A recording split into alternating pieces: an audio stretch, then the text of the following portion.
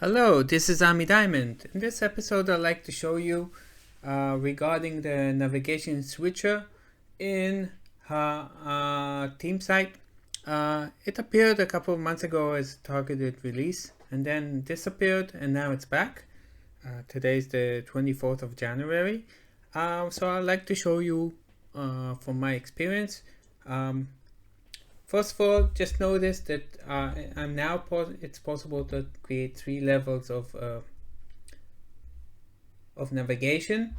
The way I do it is just I create one level and then I promote it, and that's quite clear. The other thing is actually how do I switch it. So I go to the gear icon, change the look. And now this navigation that appeared in communication site now is showing.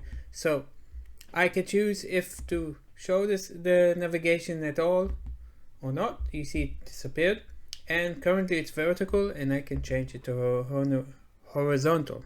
So you see now the navigation is on top and the left navigation is no longer there. In addition, I can choose between the cascading and mega menu. It was not possible before.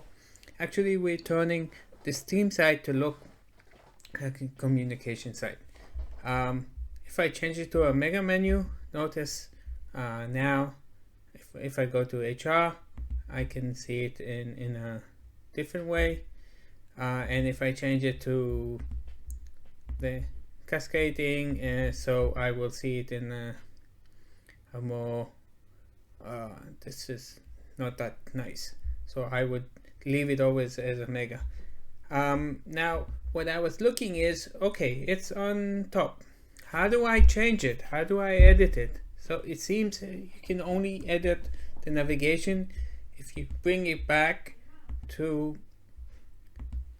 the left navigation. So I need to go to vertical, need to save it and go to edit. And then I could add, for instance, another link. Let's call it IT. I'll put a URL. And then I will create another one. Let's call it IT1. So put another link.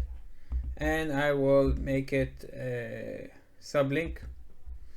Let's just save it for this. You see it added it. And now if I go and switch, then it will add it, but it's not possible from the horizontal appearance to do that. So this is a thing that you should take in account. It's not a big issue, but it's something that you should consider. So this is all I wanted to show you. Hope you enjoyed, and see you next time. And check if you have on your tenant actually this new feature. Goodbye.